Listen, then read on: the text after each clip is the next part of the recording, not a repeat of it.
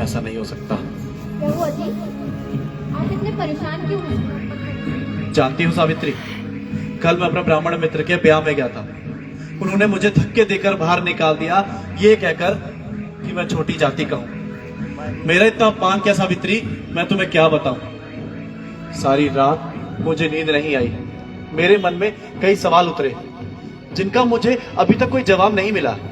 सो तो है, ये पंडित हम लोगों को कुछ नहीं समझते, और अगर समझते भी हैं तो अपने पैरों की जूती। नहीं सावित्री, हमें इस अपमान और इस भेदभाव पर अगर कोई विरोध नहीं किया गया तो हमारी आने वाली पीढ़ियां जलती रहेंगी, पलती रहेंगी। हमें अपना आत्मसम्मान पाने के लिए संघर्ष करना होगा सावित्री। पर वो कैसे जी? हमें हथियार उठाने होंगे, लेकिन बंदूक नहीं, तलवार नहीं, बल्कि ध्यान, विचार और सही शब्द। और ये ध्यान, विचार, सही शब्द हमें केवल और केवल शिक्षा के बल पर ही मिल सकते हैं सावित्री। पर शिक्षा कौन देगा जी? ये भट्ट पुरोहित, सनातनी ब्राह्मण तो हमें शिक्षा नहीं देंगे ना।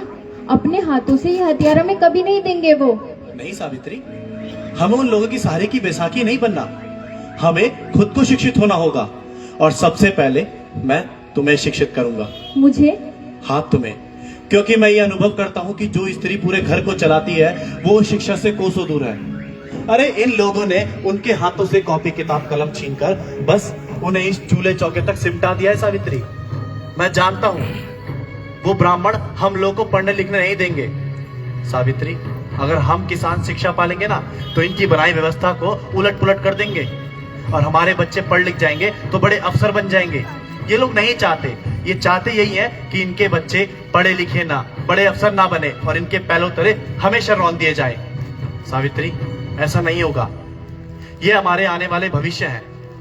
जैसे एक दिए से सैकड़ों दिए जलाए जा सकते हैं, अंधेरे को दूर किया जा सकता है, वैसे ही सावित्री, शिक्षा के बल पर इन बच्चों को नव जीवन मिल सकता है सावित्री।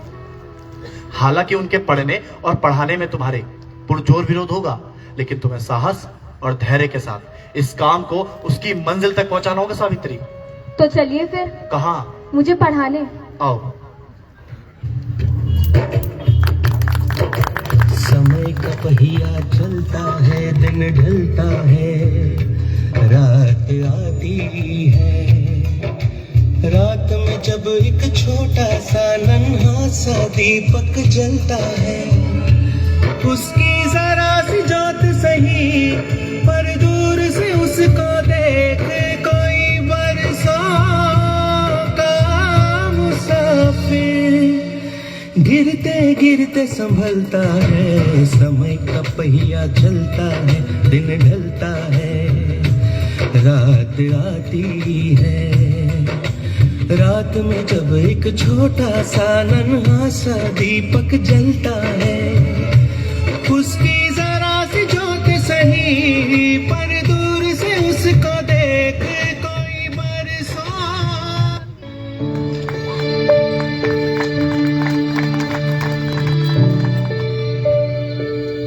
बहुत अच्छा लगा आज कि मेरे हाथ में ये कॉपी किताब है, जो मुझे एहसास कराती है और गर्व कराती है कि मैं आज से अनपढ़ नहीं, शाह से शिक्षित हूँ। कहते हैं किसी भी पुरुष की सफलता के पीछे एक औरत का हाथ होता है, और मैं ये बात बड़े गर्व से कह सकती हूँ कि मुझे शिक्षित करने के पीछे मेरे पति ज्योतिबा फूले का हाथ है। मुझे बच्चों को पढ़ाना, उन्हें शिक्षा का महत्व बताना बहुत अच्छा लगता है।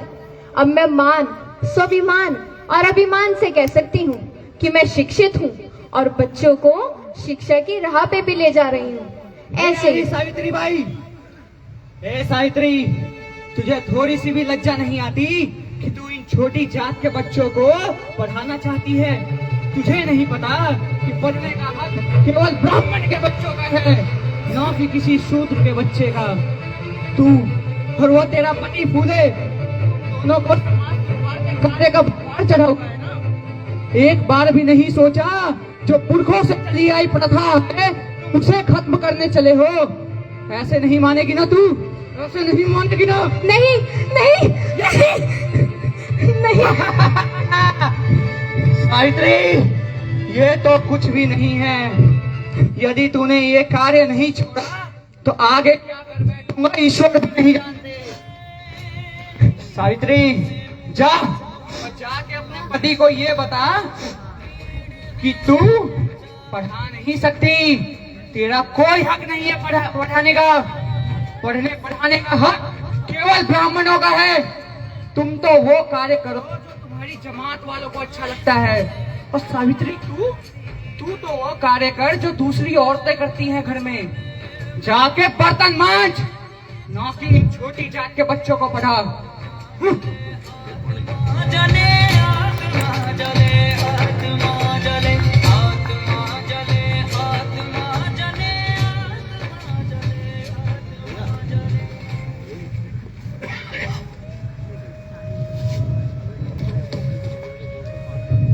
सावित्री, यू रो मत।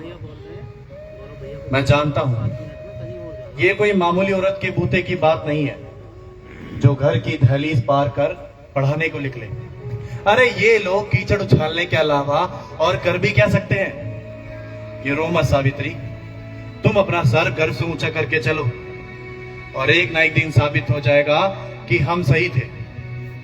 रो मत, धैर्य रखो।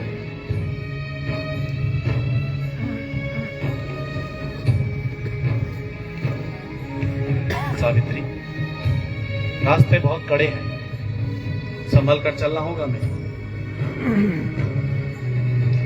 जी, आप सही कहते हैं। ज्योति, जी बाबा। ये बहू की साड़ी पर कीचड़ के निशान कैसे हैं? क्या हुआ?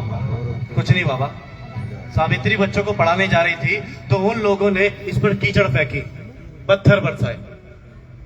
तो तुमने क्या सोचा था? वो लोग इस पर फूल बरसाते? अरे मैंने तुमसे 100 बार मना किया है कि ये जात कर्म धर्म के चक्कर में मत पड़ो, मत बनो समाज सुधारक। अरे तुम एक मामूली से आदमी हो, क्यों बनते हो समाज के ठेकेदार? एक तो तुमने वो पूना में पाठशाला खोलकर पूना के हर ब्राह्मण को अपना दुश्मन बना लिया है। नहीं बाबा, किसने कहा? सभी ब्राह्मण नहीं बल्कि कुछ समझदार ब्राह्मण हमारे साथ भी हैं। अरे मैंने तुम्हें स्कूल भेजकर ही सबसे बड़ी गलती की। उन पादरी मास्टरों ने तुम्हारा दिमाग खराब कर दिया है। अरे तुम 2-4 किताबें क्या पढ़ गए, तुम तो तख्ता ही बदलने चले हो। जात का लिखा कोई बदल नहीं सकता। जो जिस जात में पैदा हुआ है उसको दंड झेलना ही पड़ेगा।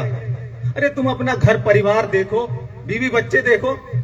अरे बहू के हाथ में ये किताब थमाने क्या जरूरत थी? हैं? मैं जानता हूं तुम इतने जिद्दी हो, मानते ही नहीं किसी की बात को। बाबा, कैसी बात कर रहे हैं आप? शिक्षा तो पहला अधिकार है, और अगर अब ये बच्चे और ये महिलाएं शिक्षा पालेंगी तो क्या बिगड़ जाएगा बाबा? जी बाबा, ये सही कहते हैं। जरूरत थी, क्योंकि शिक्षा ही हमारे देश और हमारे धर्म को बचा सकती है बाबा। और ये तभी हो सकता है जब हर एक को शिक्षा पाने का मौका मिले। हम अपने धर्म को भ्रष्ट नहीं कर रहे हैं बाबा, उसे सुधारना चाहते हैं। आप ही बताइए कि ब्राह्मणों को ही शिक्षा का अधिकार है, शूद्रों और पिछड़ों को नहीं? नहीं तो क्यों नहीं बाबा? सच तो यह है कि ये सब ब्राह्मणों के बनाए हुए कानून है बाबा। नहीं बहू, ये ब्राह्मणों के बनाए हुए कानून नहीं है, ये सब भगवान का बनाया हुआ है। क्षमा चाहती हूँ बाबा, परंतु भगवान को इसमें क्यों घसीटते हैं आप? किसी भी देश में, किसी भी धर्म में भगवान ने आज तक कोई भी किताब नहीं लिखी है। हर किताब मनुष्य ने लिखी है बाबा, और धर्म पंडितों ने अपने अनुसार इसमें नियम कायदे लिख दिए। उन्होंने जानबूझकर समाज को जात पात में बांट दिया ताकि ऊंची जात वाले पोथी पढ़ें और नीची जात वाले उनके मलमूत्र को साफ करें। ये भगवान का बनाया हुआ कोई भी कानून नहीं है बाबा, बल्कि धर्म पंडितों के हम पर जबरन थोपे गए नियम हैं, ताकि वो हम पर राज कर सके, हमारा शोषण कर सके। औरतों को और शूद्रों को धर्म के नाम पर हो चाहे भगवान के नाम पर हमेशा दबाया ही गया है बाबा। चुप रहो तुम। शास्त्रों में लिखा है ढोल गवार शूद्र पशु नारी ये सब ताड़न के अधिकारी। नहीं बाबा, ढोल गवार शूद्र पशु नारी ये सब ताड़न नहीं, पालन के अधिकारी। क्या किसी पशु को मारना इंसानियत है, या किसी नारी को प्रताड़ना देना? ये बताइए कौन सी इंसानियत है बाबा? ज्योति, ये सब हमारे पुरखों के बनाए हुए कानून है। अच्छा, हम उन्हें लांघ नहीं सकते। तो फिर ठीक है बाबा, अगर हमारे पुरखों ने नियम बनाए हैं तो एक नियम मैंने भी बनाया है। मेरे पीछे पीछे आओ, मेरे पीछे पीछे आओ, रुको नहीं तुम मत घबराओ, धिक्कारो मनु की आज्ञाएं, शिक्षा पाओ और दिलाओ शिक्षा का आनंद महान, सावित्री फूले की बात लो मान। बकवास, मुझे और कुछ नहीं सुनना है। बस वो पाठशाला बंद हो जानी चाहिए और बहू का घर से बाहर निकलना, ये पढ़ना पढ़ाना सब बंद हो जाना चाहिए बस। नहीं बाबा, ऐसा नहीं हो सकता। समाज सुधार का संकल्प अब मैं ले चुका हूं। इसके अलावा मैं और कुछ नहीं कहना चाहता। इस लड़ाई से अच्छा है कि हम दोनों अपने मार्ग अलग कर लें। सावित्री, जी। सामान बांध लो। बाबा, क्षमा चाहता हूं, आज्ञा दे। सावित्री, जी। एक बार फिर सोच लो बेटा, अपना घर जलाकर तमाशा नहीं देखा जाता। नहीं बाबा, मैं अपना निर्णय ले चुका हूं और आप मेरे इस निर्णय के साथ नहीं रहना चाहते, तो इस लड़ाई से अच्छा है कि हम दोनों के मार्ग अलग ही हो जाएं। चलो सावित्री, कहा था ना, विरोध की आवाज सबसे पहले अपने घर से ही निकलती है। चलते हैं बाबा। बाबा, समाज का हर शोषित बच्चा हमारा बच्चा है और आप चिंता मत कीजिए। हमारी चिता को आग देने के लिए सैकड़ों बच्चे होंगे। चलते हैं बाबा, अपना ध्यान रखिए। ज्योति, एक बार फिर सोच लो, ये समाज सुधार में कुछ नहीं रखा है, क्यों अपना घर छोड़ रहे हो तुम? बाबा, मैं अपना संकल्प ले चुका हूं, आज्ञा दे। मैं कैसे रहूंगा ज्योति? ज्योति मत जाओ छोड़कर मुझे। ज्योति, मेरी बात सुनो ज्योति। ज्योति,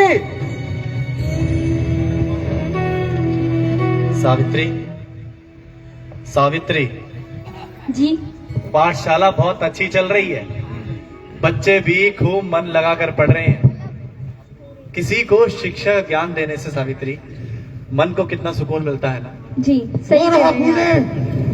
बोलो तुम, छोड़ दो उन्हें, छोड़ दो, बोलो तुम, छोड़ दो उन्हें, छोड़ दो उन्हें। सावित्री, कुछ मत करना उसे।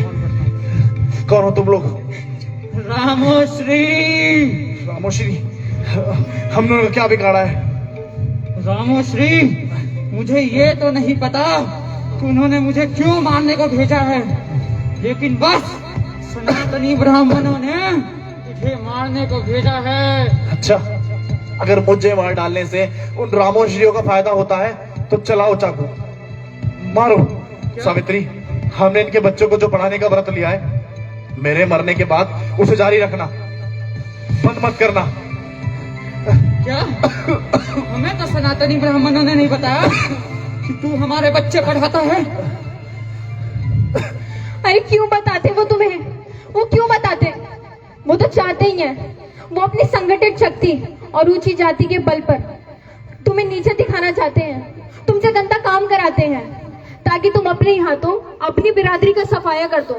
क्या ये चंद रुपए तुम्हें पूरी जिंदगी पूरे पड़ेंगे? इन चंद रुपयों से तुम अपने घर का गुजारा कर लोगे क्या? क्या तुम नहीं चाहते तुम्हारे बच्चे पढ़ लिख कर अच्छा काम करें, अच्छी नौकरी करें, अच्छा पैसा कमाएं, या तुम्हारी तरह रात के अंधेरे में छुपते छिपाते फिरे तुम्हारे बच्चे, दिन के उजाले में शान से न घूम सके तुम्हारे बच्चे? तो अब बताओ, ये सुपारी की रकम ज्यादा है ये तुम्हारे बच्चों का भविष्य? बताओ, अब क्यों चुप हो? मुझे क्षमा कर दे सावित्री भाई, मुझे क्षमा कर दे। अब जाओ और अपने बीवी बच्चों का ध्यान रखो। ये चोरी चकारी करने से तुम्हारा जीवन नहीं चलेगा। अब जाओ यहां से, चलो सावित्री।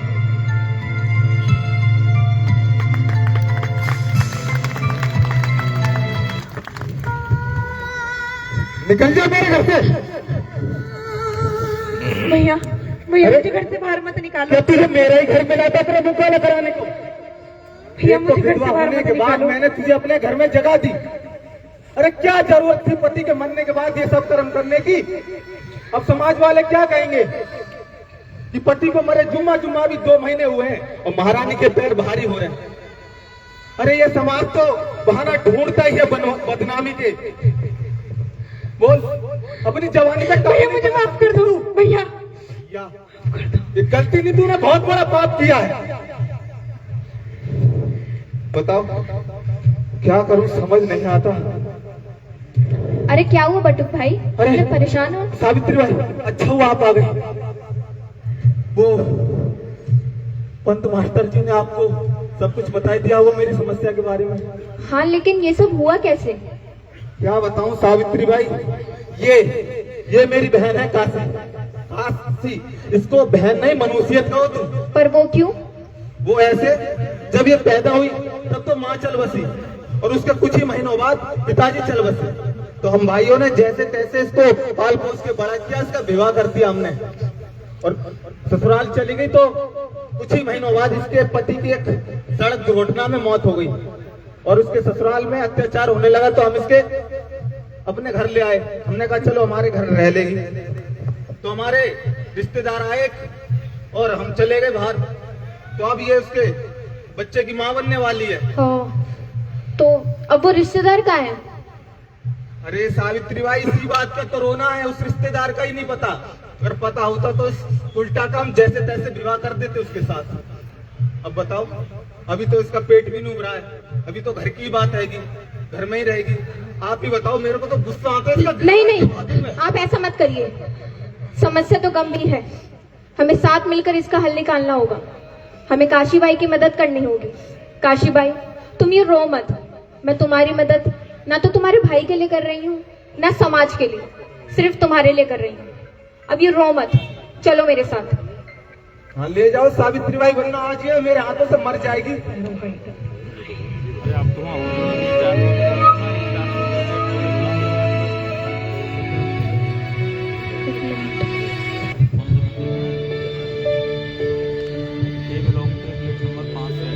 सावित्री, सावित्री, सावित्री जी? ये क्या, मैं क्या सुन रहा हूँ सावित्री? तुम उस औरत की मदद कर रही हो, तुम उस औरत की मदद का आश्वासन दे आई, ये जानते हुए कि वो ब्राह्मण हमसे वैसे ही क्रोधित है, ऊपर से तुम उसकी मदद कर रही हो। आप ही तो जात पात ऊंच नीच में कोई भेदभाव नहीं रखते हैं ना। और वो एक औरत है, इस अवस्था में उसके ऊपर क्या बीत रही है, हमें उसका एहसास होना चाहिए। उसके एक रिश्तेदार ने उसे फुसलाया, अब उसका गर्भ रह गया है, तो बताइए वो क्या करे? सावित्री, तुम नहीं जानती, ये ब्राह्मण है, ये लोग हमसे वैसे चिड़े बैठे हैं। ऊपर से तुम नहीं जानती कि समाज में इन लोगों का कितना सम्मान होता है, कितना मान होता है। सर्वप्रथम पूजे जाते हैं ब्राह्मण। अरे ये उनके बनाए हुए कायदे कानून हैं, उन्होंने खुद ही बनाए हैं। बस उसका रचनाकार इन्होंने ईश्वर को बना दिया कि अपनी विधवा बहन बेटी का पुनर्विवाह नहीं होने देंगे।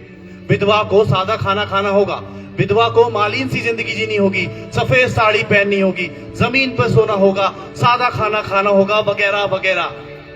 तुम नहीं जानती सावित्री, कभी कभी तो लगता है कि कितना निष्ठुर है ये समाज अपनी ही औरतों के प्रति। पर आप जानते हैं उस स्त्री का प्रसव होना तय है। अगर उसका प्रसव समाज के सामने हो गया तो समाज उसे ताने दे दे के मार देगा। वो वैसी ही बहुत डरी हुई है, उसे खुद नहीं पता कि वो करे तो करे क्या और जाए तो जाए कहाँ। और तो और मैं उसे मदद का आश्वासन भी दे आई हूँ। तो क्या चाहते हैं हम सब? वो चाहते हैं कि उसका प्रसव हो जाए। क्या हम उसे अपने घर ला सकते हैं? ठीक है, कर लो। क्योंकि आप ही कहते हैं ना, हर धर्म में और हर जाति में औरत के साथ गलत होता आया है, तो फिर क्या फर्क पड़ता है कि वो औरत ब्राह्मण है तो वो औरत ही ना। और बाद में हम उसके बच्चे को गोद ले लेंगे, और तो और उसे परिवार चाहिए और हमें बच्चा, तो हम उसे घर ला सकते हैं ना। आखिर तर्क देकर अपनी बातों को मनवा ही लेती हो तुम। ठीक है, ले आओ उसे। अब हम विधवाओं को आरक्षण देने के लिए आसरा भी खोलेंगे ताकि वो भ्रूण हत्या से बच सकती हैं और आत्महत्या से भी। चलो जी।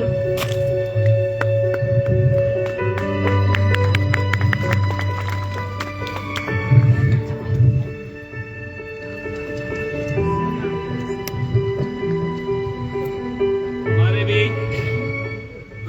उच्चतम फूले वरिष्ठ अभिनेता फूले प्रतिभा तिवारी आ गई है।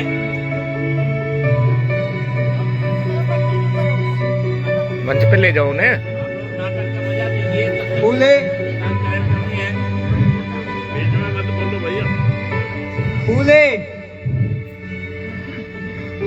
फूले। अरे जमींदार तुम, क्या हुआ? अरे सावित्री बाई आप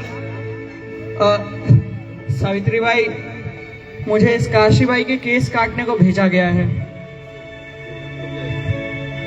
मुझे सनातनी ब्राह्मणों ने बोला है कि अगर मैं काशी बाई के केस ना काट कर आया तो वो मेरी दुकान बंद करवा देंगे।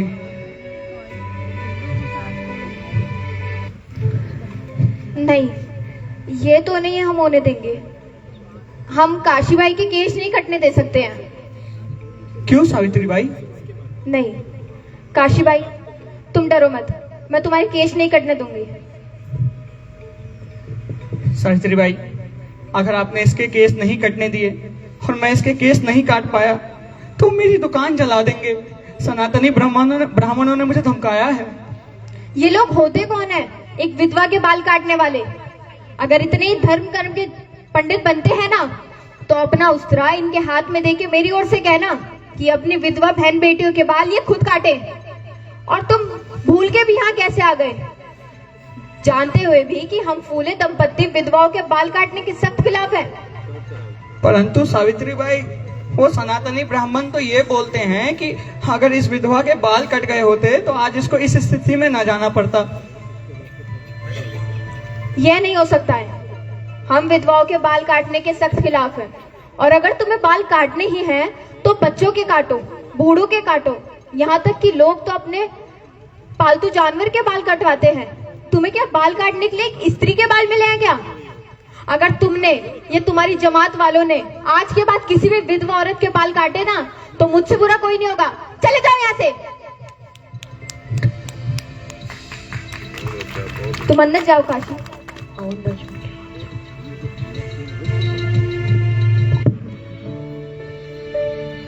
मेरे जीवन की और भी कई सच्ची घटनाएं, प्रसंग बताने को और सुनाने को है, परंतु शायद उसमें वक्त कम पड़ जाए। मेरा पूरा जीवन ब्राह्मणवाद की उस विचारधारा के पीछे था जो शूद्रों के खिलाफ थी। ब्राह्मण का परचम इस कदर था कि वो मर जाना पसंद करता, परंतु एक शूद्र डॉक्टर के हाथों से अपना इलाज ना कराता, उससे हाथों से दवा ना लेता। परंतु हमें भी जिद थी कि शूद्रों को और पिछड़ों को समाज में एक उच्च स्थान दिलाना है। तो इसलिए मैंने और मेरे पति ने शूद्रों को और विधवाओं को समाज में एक उच्च स्थान दिलाया। धन्यवाद। और इस तरह माता सावित्री बाई फूले जी ने अपना समस्त जीवन समाज के हित में कुर्बान कर दिया। एक महामारी में उनके प्राण पखेरु पर आज उनके जयंती पर हम सभी का पता है उनको इस श्रद्धांजलि नाटिका पर, इन नाटिका के जो कलाकारों की कला है, उनके डायलॉग डिलीवरी है, बहुत अत्यंत ही प्रभावशाली थी। आप सबसे अनुरोध है कि एक बार जोर से तालियां बजाएं उनके लिए। जब तक सूरज चांद रहेगा सावित्री बाई फूले जी का नाम रहेगा। सावित्री बाई फूले, सावित्री बाई फूले। अमर रहे, अमर रहे। इस नाटिका के